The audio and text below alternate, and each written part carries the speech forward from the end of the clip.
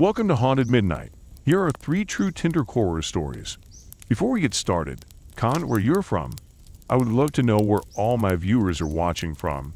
And if you're new here, then why not subscribe and join the community? Thank you.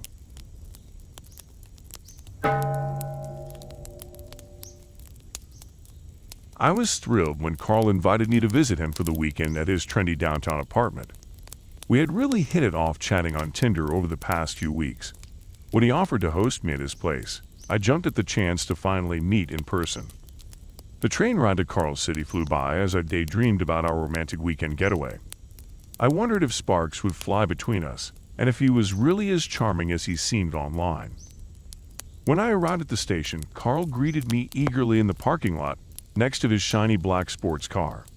He gave me an enthusiastic hug, and I caught a whiff of his expensive cologne. As we drove to his apartment, he pointed out landmarks and cool spots around the neighborhood. I couldn't believe I was finally here after all our late-night conversations. Carl's building looked super modern and luxe, with sleek architecture and fancy landscaping out front. Inside, the lobby was all marble floors and minimalist furniture. Just the elevator ride up to his unit felt fancy. As soon as Carl opened the door to his place, I was amazed by how high-tech and decked out it was. He had all the latest smart home gadgets, voice-controlled lights, a self-driving vacuum, and an internet-connected refrigerator that could track food expiration dates and reorder groceries. I'd never seen anything like it. As a bit of a tech geek myself, I was totally impressed. The tour of Carl's bachelor pad blew me away. He proudly showed off each of his many toys and screens. The living room alone had a massive flat-screen TV, surround sound speakers, and an elaborate gaming setup that must have cost a fortune. Everything was sleek, modern, and top of the line. I told Carl his apartment looked like something out of a magazine. After the grand tour, Carl ordered takeout, and we watched a movie cuddled up on his plush couch. With his arm around me and my head on his shoulder, everything felt comfortable and romantic, just like our online chemistry. When it started to get late, Carl showed me to the guest bedroom where I'd be sleeping. The bed looked so inviting with its soft blankets and piles of pillows. I gave Carl a kiss goodnight before retiring to my room, buzzing from the excitement of our first day together. The next morning, I woke up refreshed and headed to the kitchen to make coffee, hoping to surprise Carl with breakfast in bed. The fancy espresso machine took some figuring out, but eventually I got it working. As the coffee brewed, I thought I'd explore the amazing apartment some more. Wandering down the hallway, I noticed a closed door I must have missed on the tour. My curiosity got the better of me and I opened it to take a peek. What I saw inside made my stomach drop. The mysterious room was filled wall to wall with screens displaying live video feeds. To my horror, I realized they were from hidden cameras Carl had planted all around the apartment, the kitchen, the living room, even the bedroom I slept in. The realization that I had been secretly filmed without my consent made me want to vomit. How could he violate my privacy like this? Just then, I heard Carl whistling as he got out of bed down the hall, jolting me back to the present. I had to get out of there. Heart pounding, I quickly grabbed my things from the bedroom and made a beeline for the door. Carl seemed confused when he saw me with my bag packed, claiming he had planned a fun day together. I could hardly look at him, let alone respond. The guy I had been falling for turned out to be a predator who had been spying on me the whole time. I felt so foolish and betrayed. I muttered some vague excuse about needing to leave and rushed out of the apartment, frantically calling an Uber as I reached the street. The wait for my ride felt endless. I kept imagining Carl pursuing me out the door, or watching you right now through hidden street cameras. The thought made my skin crawl. Finally, the Uber arrived and I jumped into the blessed safety of the backseat, telling the driver to step on it before Carl appeared. Fortunately, he didn't come chasing after me, and we sped off without incident. Still, I kept anxiously checking the side mirrors just in case he followed us. On the long, lonely ride home, I replayed the weekend over and over in my mind. How could I not have realized something was wrong sooner? The fancy apartment full of screens should have been a red flag. But I was so enthralled by Carl's charm and tech toys that I ignored my instincts. I felt like such an idiot. From now on, I'll be much more cautious using dating apps and meeting men who seem too good to be true. This experience taught me that you ultimately can't trust strangers or take them at face value, no matter how charming they appear. Who knows what kind of disturbing secrets or ill intentions they could be hiding? I'm still haunted by the image of Carl's hidden camera room and the sick realization that he had been invading my privacy. It makes my skin crawl to think about him watching footage of me without my knowledge or consent. I'm just grateful I got out of there before something even worse happened. After blocking Carl and everything, I decided to take a long break from online dating. From now on, I'd rather meet people in real life organically. At least that way, I'll know they aren't secretly recording my every move on hidden cameras. This whole nightmare with Carl has left me rattled and wary of dating out creeps. From now on, I'll be trusting my gut.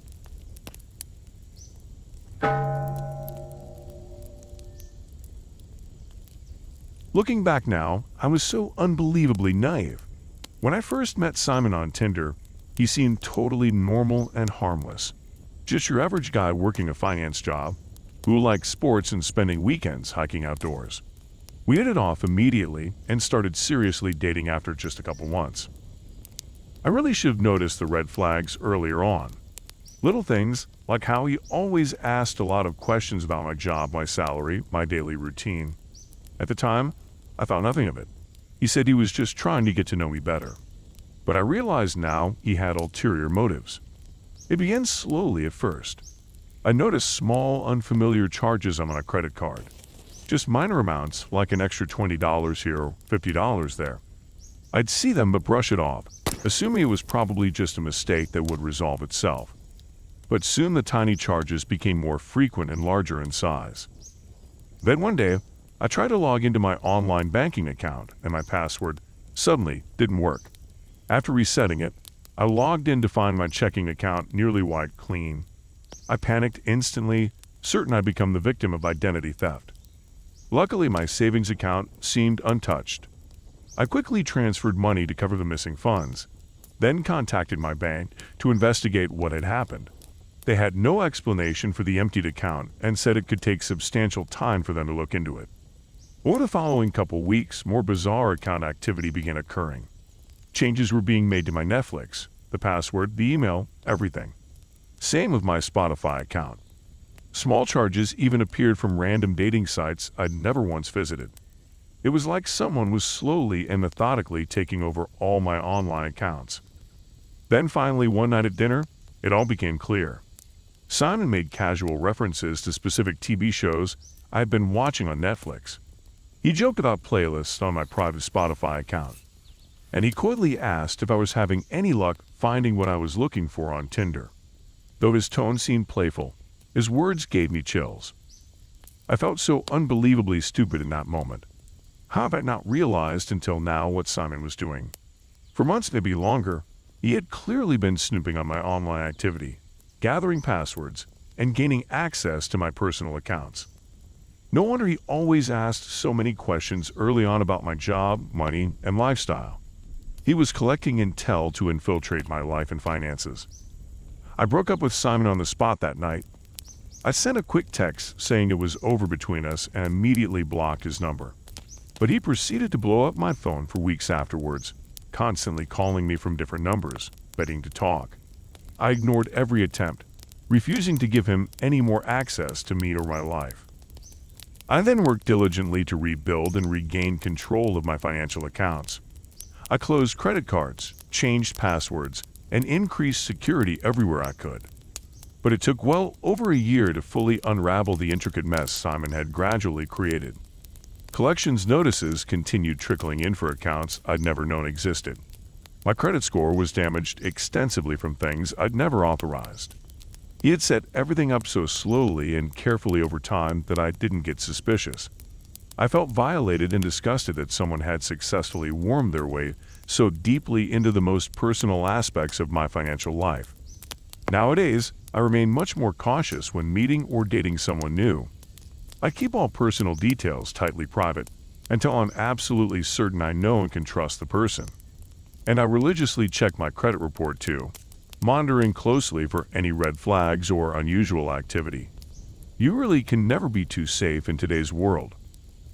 I still feel embarrassed, that I didn't notice the warnings earlier on. My friends don't understand why I'm so guarded about sharing information or introducing them to new boyfriends now. They say I'm becoming too paranoid and suspicious, but they didn't experience what I did with Simon. They don't realize predators like him walk among us, masters of manipulation. Simon did try contacting me a couple times since, claiming he has changed and wants to make amends. But I know better by now. Men like Simon don't change. He systematically and secretly stole my personal data, money, and security over a long period of time. And he would have kept going indefinitely if I hadn't wised up to his twisted game. I still occasionally have nightmares where I discover an unfamiliar charge or something change without my permission in one of my accounts. The lingering fear that this will never fully be over haunts me. I changed as much as feasibly possible, but Simon had access for so incredibly long. There's no telling what hidden landmines he left behind, just waiting to detonate down the road. I can only hope I managed to find everything in time before the damage became irreparable. It's been almost 2 years now without any signs of Simon resurfacing. I'm finally starting to relax a bit and trust people more again. But I'll never let my guard down like I naively did with him. It may take me more time to open up in new relationships, but protecting myself is worth it. Better safe than exploited once more. I learned the hard way that a slow, systematic game often inflicts the most devastating damage over time. I vow to never repeat past mistakes again. The scars run too deep.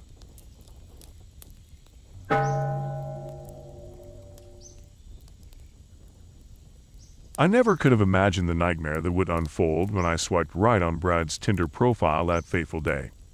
He seemed totally normal at first, handsome, charming, smart. We hit it off right away, chatting online, and agreed to meet up for a first date at a popular local brewery. Over beers, our conversation flowed easily. Brad was bubbly and outgoing, asking me thoughtful questions about my job, family, and interests. He told me about his work in software sales, his college days playing lacrosse, and his newfound passion for salsa dancing. I remember thinking what a catch this guy seemed to be. We made plans to go out again and started seeing each other regularly after that. Things were great at first. Brad would take me to trendy new restaurants downtown or cute hole-in-the-wall places he discovered. He even impressed me by cooking an elegant dinner at his apartment one night, complete with fancy appetizers and a decadent chocolate cake for dessert. It wasn't long before I felt myself starting to really fall for Brad. That's when the first red flags popped up. Seemingly small things at first, like him becoming upset if I was ever late for a date or wanting to spend every free moment together. He began texting and calling constantly, sometimes as much as 50 times a day, even when I was busy at work. At the time, I tried to brush it off as a sign of his devotion, but the possessiveness kept growing. On nights I was busy and couldn't see him, Brad would sulk and accuse me of not caring enough. If I so much as talked to another man, whether a colleague, friend, or just the barista at Starbucks, he would fly into a jealous rage. Things came to a head one weekend when I decided to take a solo camping trip, something I've been looking forward to for months. When I told Brad, he lost it and demanded I cancel the trip immediately. He said no girlfriend of his would ever go off into the woods alone. I refused to cancel and left as planned. The barrage of furious texts and voicemails from Brad over that weekend was unlike anything I'd experienced. He oscillated between hurling vile insults at me and desperately pleading for me to come home. Exhausted and overwhelmed, I decided to end things with Brad when I returned. That's when the terror truly escalated. At first, Brad showed up at my office begging me to take him back. He left dozens of letters and gifts on my doorstep every day. Late one night, I awoke to the sound of rocks being thrown at my bedroom window. It was Brad screaming threats from the yard. Terrified, I agreed to meet Brad for coffee, hoping to calmly explain why I wanted to break up. The minute we sat down, he became hysterical and threatened to kill himself if I left. Fearing what he might do, I reluctantly agreed to give it another shot. The following weeks were a blur of Brad's bizarre, controlling behavior escalating. He would randomly show up and insist on going through my phone or computer, accusing me of cheating. I wasn't allowed to leave my apartment without checking in and reporting exactly where I was going. He forced me to change my locks and hand over a set of keys. When I had to travel for a work conference, I saw my chance to escape. I ignored Brad's constant attempts to contact me and used the time to plot my next steps. But when I returned home, he was inside my apartment waiting. I knew in that moment just how serious the danger was. Terrified, I left immediately and went to stay with my cousin across town. But Brad continued stalking me relentlessly over the next several weeks, despite my pleas for him to leave me alone.